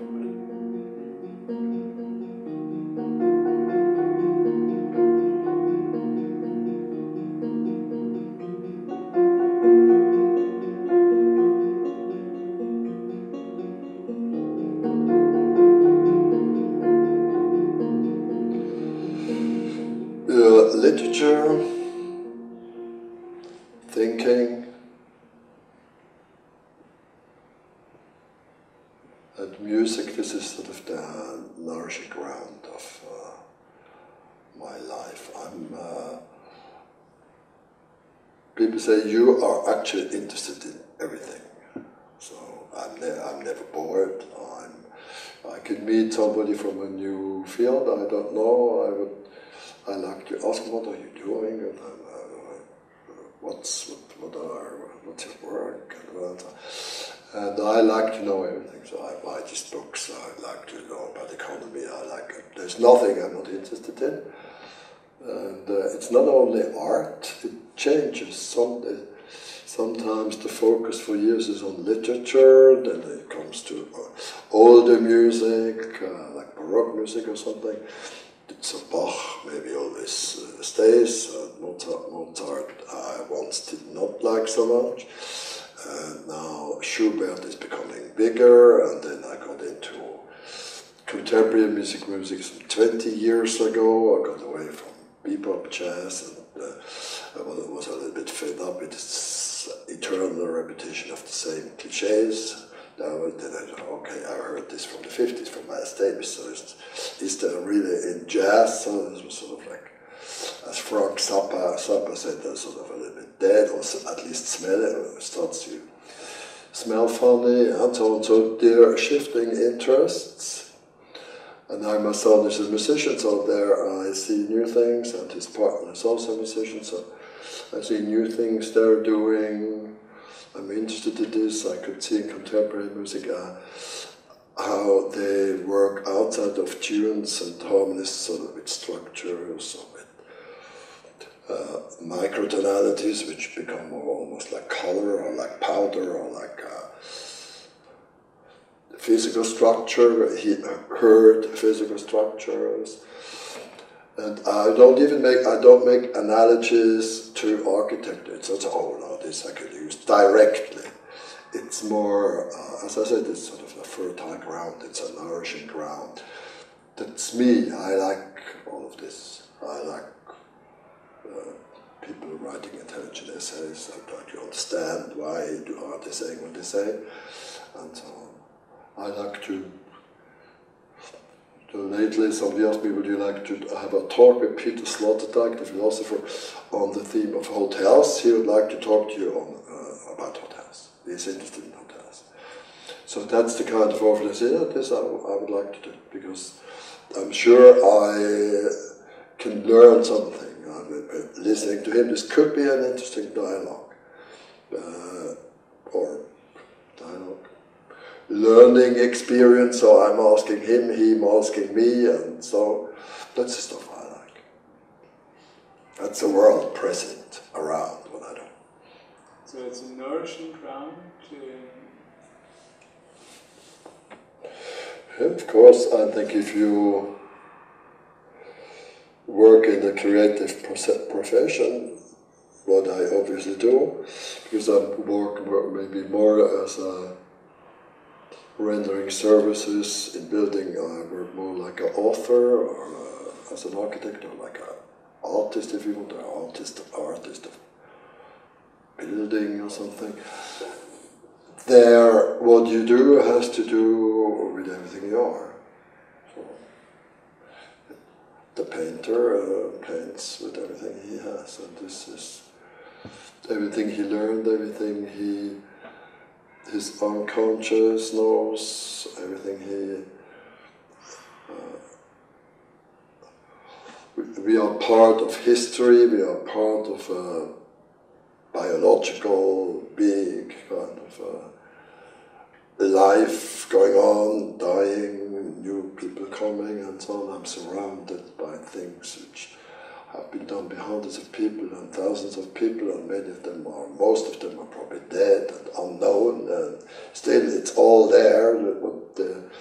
It's an idea I like very much, and that's where we come from. And also when we react by our intuition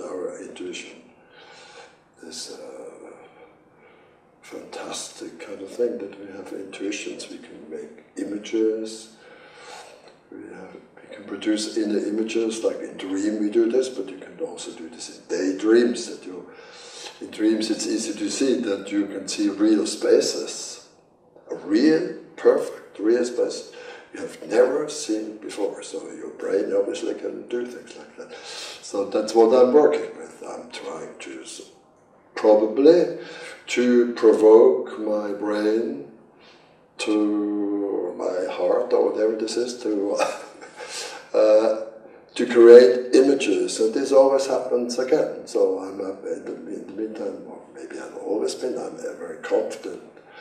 I go somewhere, there's a new landscape, there's a new task there, and so on, and there's no image, and then I'm very confident that I know that all of a sudden this will be there. And all of a sudden the image comes, and now there's sort of the approach of, I know exactly how I have to work in this landscape, with these people, for this, and knowing this, I know all the traps.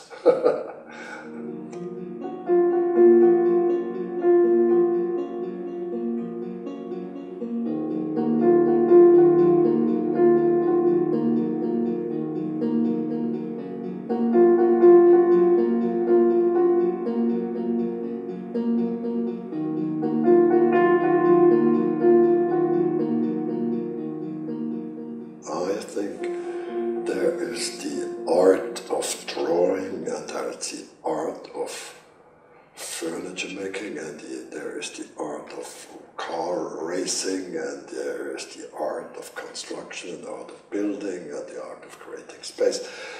I mean, there's also the art of literature or the art of poetry. That's how I mean it. There is something, somebody could be done in an artful way. Artful sounds a bit too small. It's in a professional is also covering the whole thing. It has to do with the dignity of making and the high quality of making and the devotion of a human being, of a person, to something he makes. And then this becomes, it's made to the highest standards, and it's sort of like a noble thing. It's made by a person, or made by a person directing 15 machines. This is not about medieval craftsmanship, it's about your personal devotion to something. This is to the making of things, to the thinking about things, and all these things. So there are many, many arts, not only the art, there are the art of installations, the art of thinking, the art of painting, drawing, and so on. That's how I mean this. So there is also the art of building. I think the German word Baumeister is a beautiful word. If somebody would call me a Baumeister, then I'd be happy. But we start seeing the light of the world. Some of us play football, some of us read books. Why did you, Peter Zumthor, decide for architecture? What was it in architecture that fascinated you so much that you decided this is my way, this is my art? This is not a process of decision. I never decided to become an architect. I became an architect by my biography.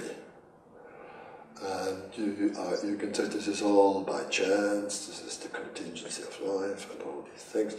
But of course we also know things, you feel attracted to certain things, and there's, I know you have talents, people have talents.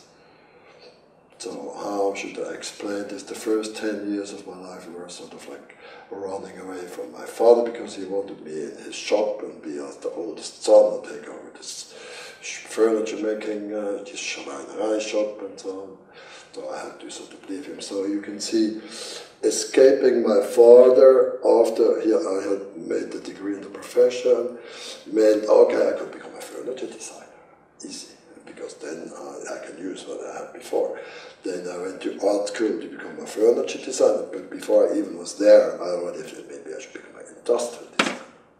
Okay, so I looked at this and after this school and thought, yeah, maybe I should become an industrial designer. So I came to New York.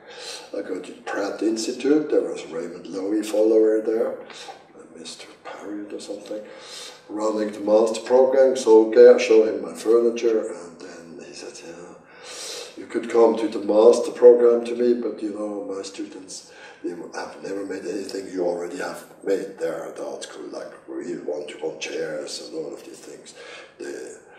You will not feel good there. You seem to know more than my students know. So then I went to interior design. I found this extremely, it was sort of superficial. That, I would like to do the building and not some kind of exteriors of a bad building.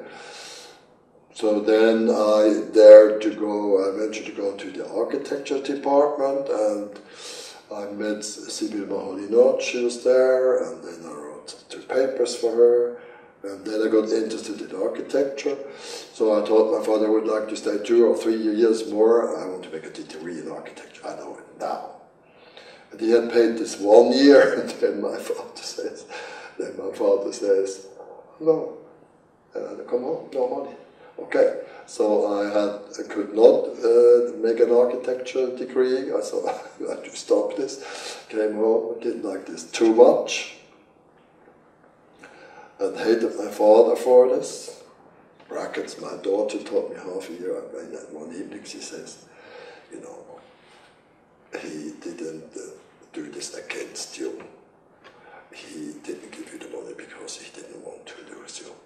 That's why she never met him because he died early. So but she has a feeling for him. She says you didn't get the money to study over there, because if you ever studied 2 or 3 years more over there, you would have never come back. She's probably right. Anyway, so then coming back, then this was like around here. This was 68, 69, I had been at Peace Marches 67 with my friend there in New York against the Vietnam War on the 5th Avenue, and then I came here, everything was politicized, and in the German-speaking area here, and in Germany, there was the ideology of us was art, design, completely outright, this is bad. So for 10 years, sort of for ideological reasons, no design. And so I went to work for the Denkmal Pflege, for this agency for monuments and design, and that's why I'm here, right? Because I found this by chance, this job. Nobody wanted to help the art historian to draw houses, make little projects, and so on. This lives over there. He became in charge of Basel and so on. Long story, so then I made for 10 years, I made this, which I didn't look for it, it just happened, and then I was here, I looked at 4,000 farmhouses, I made inventories of them. I sort of submerged myself in this whole Bauhausforschung, Siedlungsforschung, all these things. Beautiful time. I saw art history. I learned a little bit about art history, but like from down looking up, right? Because all these historical things up here in the Alps, they were sort of here 50 to 100 years later, coming from the big capitals of the Baroque styles and so on. Extremely interesting also to find out what can I understand about the genesis of a farming village. So certain things I could find out, then I could find out that other things they just we don't know, we will never know why this is like looks like this here and over there like this. And then a good side effect was when doing these inventories, I learned how to write, because I remember that my teacher in high school told me, Peter, you should become a writer. And I was sort of laughing at him because I was just copying any kind of, using in any kind of phrases, and so he thought that this was good. And then 10, 15 years later I had to describe things I saw. And I went through hell for 2 years, but I could just sit. Although then I wrote something about planning once, and then my boss looked at this and said, yeah, it's good, but it sounds so technical. And then this is a shock for me for the rest of my life, right? Me reading books, and he telling this sounds like a technical report. Or to suffer for not being able to look at this village, study it, and then say 7 sentences. This village is made like this and this, and these are the characteristics and topography and architecture, this works like this. This is what I learned. There, again, I learned to write again, so I'm not bad in writing, I can write very simply. I learned, like Wittgenstein said this in other contexts, I learned certain things you can say with words and other things you cannot say. Okay, then what you cannot say, don't try to say it. Stuff like that, so that's good. So, see, there is then I decided in 68, 10 years was over, and all of a sudden design was possible. So I said, okay, then I made a decision. I said, I have seen enough farmhouses and all this stuff. I'm not interested in this anymore. I want to become an architect. Then I went to look at a competition entry with a friend who was an architect. He had entered there, and I looked at the 24 entries. I looked at this and said, I can do this better. And I can do this better. And then I started to participate in competitions. And soon I won something, and so it started.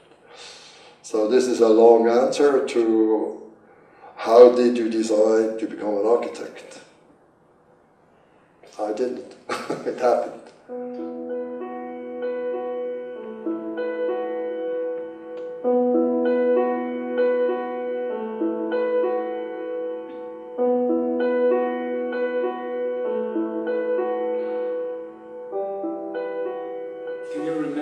Decided to become an architect, and you said, I can do this better.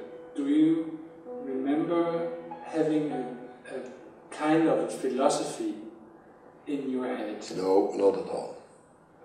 Then I started to build up, then this was for the first time, but also theoretically I started to deal with architecture and think and get into this. Before that, I was sort of like more like a naive kind of designer. And when I look back, maybe it's a bit dangerous to say this, but I can see in my background, I can see the part of my father, farmers and craftsmen, very good craftsmen, excellent, but no artistic thing at all. nothing. My father would have loved to make beautiful furniture. My other mother always said, yeah, Oscar, it is so complicated, I see, but you know, it's a little bit heavy. And he suffered because they look terrible. His furniture looked terrible. And he knew it, he suffered from it. He had no feeling for this, no feeling. And I can see the Zumthor, where they gave the name out. I don't see anything like this, whereas in my mother's part, there I can see it. One of the uncles was a landscape painter, quite well known in Switzerland, and so on. And this is something, it's so interesting. Certain things come to my mind from my youth. I think everybody knows these things. So I'm sort of 17 and I see my mother telling to her friend, looking at me when I walk somewhere there. She must have told this to me afterwards, or somebody must have told, because she is looking at me and I'm walking on a little street there. And she says to her friend, you know, when he wears this American parka, and then when he walks there, he looks like an artist. And she was so happy. When I was 16, but she was sort of smiling. This was something. And then maybe her friend told this to me then, or I don't know, probably not she. But you can see it stayed in my heart. It was sort of like something completely different than this more pragmatic kind of thing of my father's family. So her way of seeing me. Or then my friend from youth, he said, yeah, come on, you always have the best clothes on. You had the best shirts, you had the best, so that's your mother. She tricked out my father, he didn't have a lot of money, he didn't even realize. So she wanted her son to be dressed now. Okay. So there's certain things when I can see, maybe there was something. But this is me 50 years later, or even 60 years later, looking at these moments. It's just, I'm going to see that I'm absolutely not aware of anything. This goes like this, and it was beautiful, like that. I went into the art school in the Vorkurs. This like at the Bauhaus Vorkurs, Fachklasse, same structure. I remember then we had this, by the way, the Vorkurs was great. This was just métier skills, a whole year. Drawing what you see, learning how to mix mix colors and so on, looking exactly. So this was great. I didn't like it so much at the time. I thought now, when you become an artist later, this is not about art, this is about skills. But it was, of course, it was excellent. But I remember the time when a painter who sort of gave a lecture, we had made exercises on something called the Farbe und Form.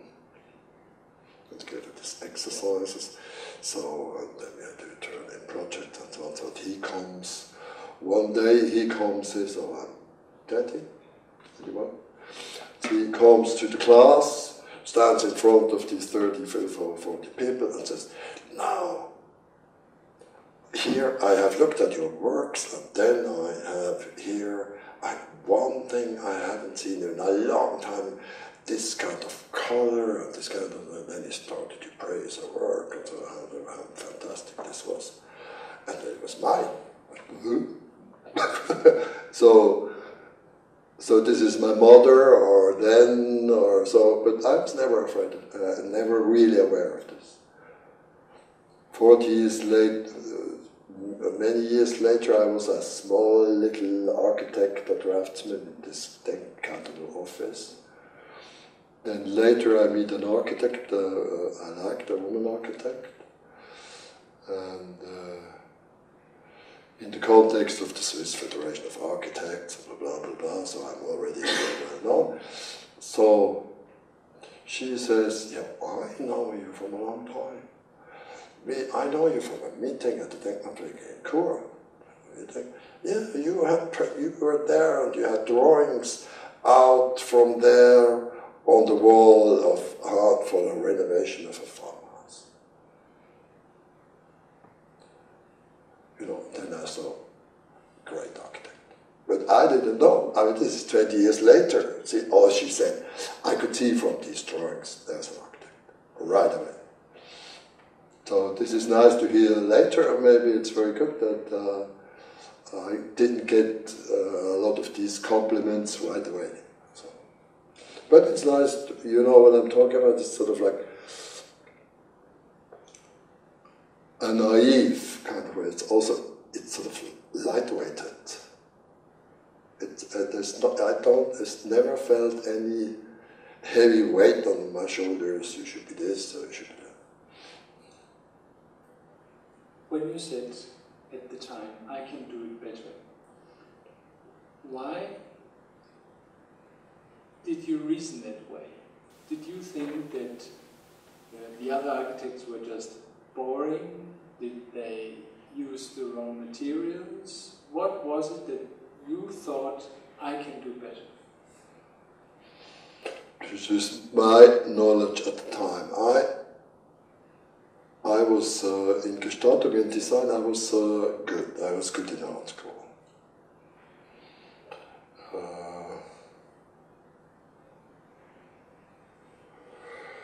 I thought, and I had the confidence, sort of. But I was a little bit shy about architecture because this I couldn't study really. I just started to look into it. So then.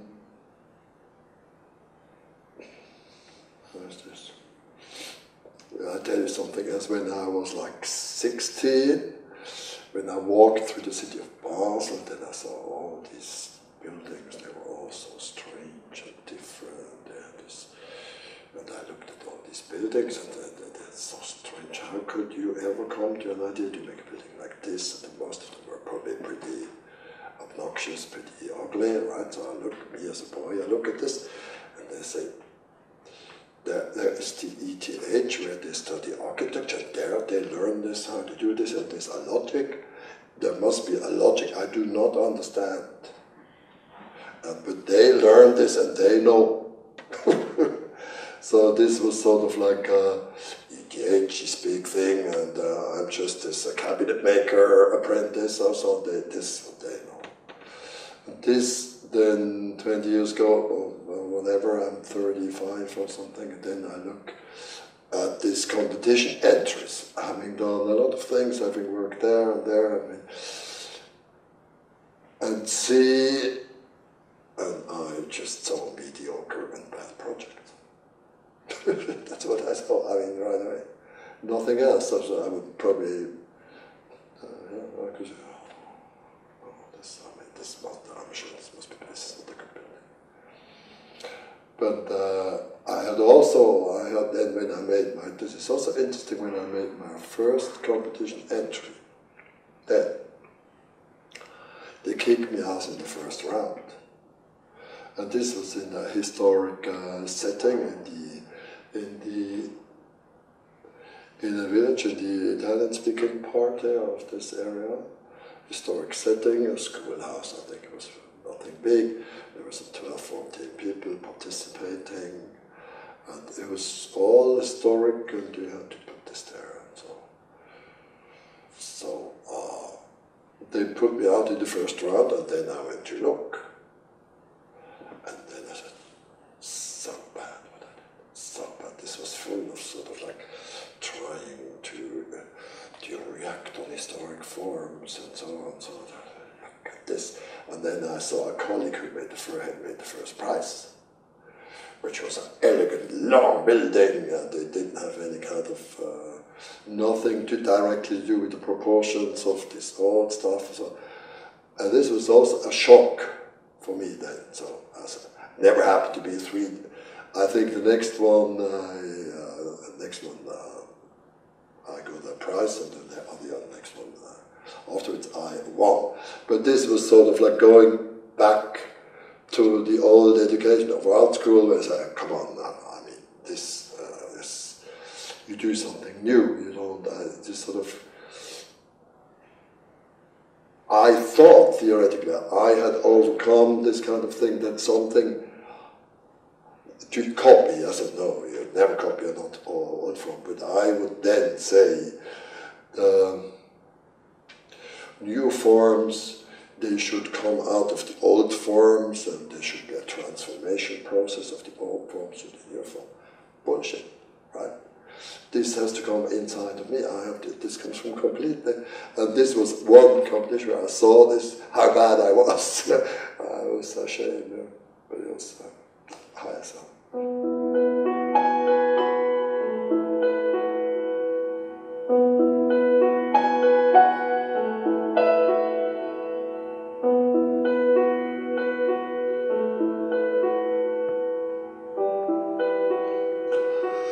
Architecture has its own tradition, also vernacular architecture, and I like to work with this material, which is also more than a formal material, as I just was explaining before, which sort of didn't work really. 좀 영상이 길어서 여기서 이제 마치는 걸로 하겠습니다. 제가 그 미술관 건축에 대해서 좀 쉽게 설명을 드리려고 간단하게 정리해서 말씀을 드렸는데 이게 좀 도움이 되셨는지 모르겠습니다. 재밌으셨나요? 네, 감사합니다. 그래서 저는 마치는 걸로 하겠습니다. 감사합니다.